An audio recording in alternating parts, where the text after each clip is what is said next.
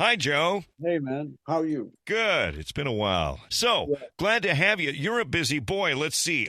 New album, because there's several solo albums, a tour with Gary Cherone, the Jeff Beck tribute show, the Hollywood Vampires live album, and then a little bit of a tour with them. When are you getting a chance to sleep, Joe?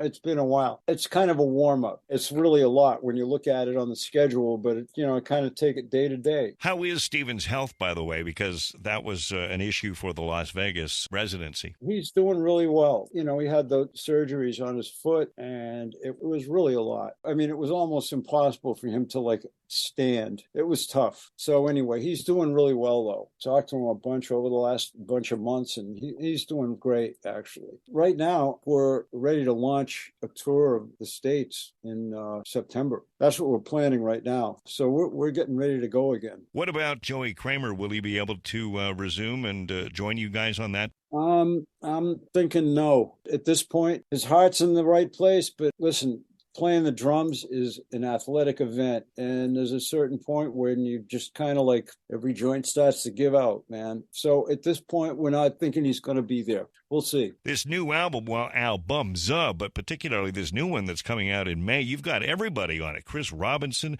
Gary Cherone, Terry Reid, who was tapped to be the original singer for Led Zeppelin, but ended up passing on that and recommending this kid, Robert Plant, Robin Zander, who's from the area here, and David Johansen from the New York Dolls. You've got everybody on the album. It's pretty cool. It evolved into that. Originally, it was meant to be an instrumental album.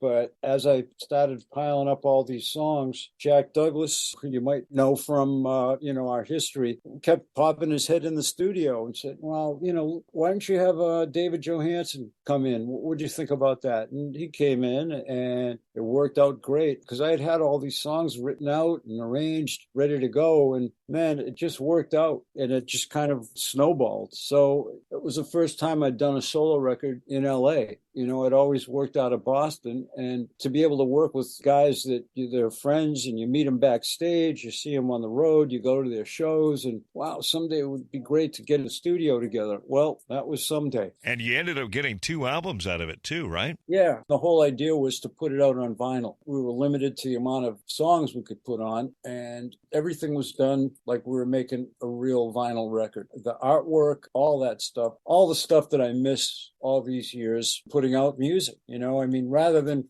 putting vinyl out after the fact, that was the main thing, was to be able to put it out on vinyl. Switzerland Manifestos 1 and 2. So I'm curious about the tour that sees you coming through town here next week with Gary Cherone of Extreme Yeah, and Van Halen fame. yeah, Fellow definitely. Bostonian. That's a big part of it. I mean, I've known him forever, Hmm. being from Boston, but, we finally had a chance to work together and come in and sing with the project. He's great, man. And, being from Boston, he's got some favorite Aerosmith songs. And when I ask him, what do you want to sing? Because I like to do some Aerosmith tunes that are some of my favorites, he'll give me a list and we pull from that. Well, I hope you end up playing Chip Away the Stone, one of my favorite Aerosmith songs. You know what? If I get any more requests, we'll have to readjust the set list.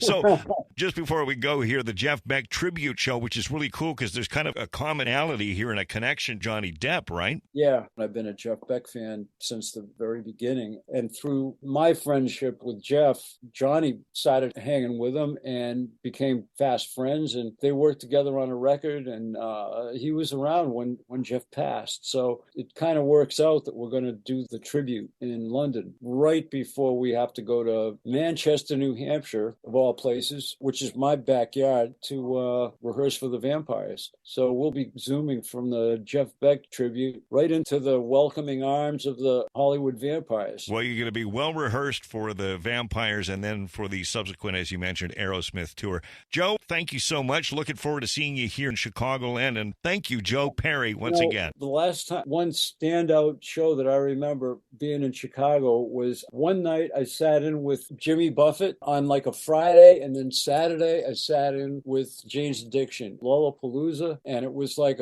such a mind blower. I played at two different audiences like that, like back to back. Was that about 10 years ago? Because I think that was when you were in town and you popped by my show, actually. Yeah, it was like one of those things where it just happened, things lined up. It's one of the most outstanding weekends I ever spent in Chicago. I love it there. We love having you. We're looking forward to seeing you and hearing you, Joe. Thank you so much. And get some rest in here because you're going to need it, boy. This is going to be a marathon, brother. I sleep and I play.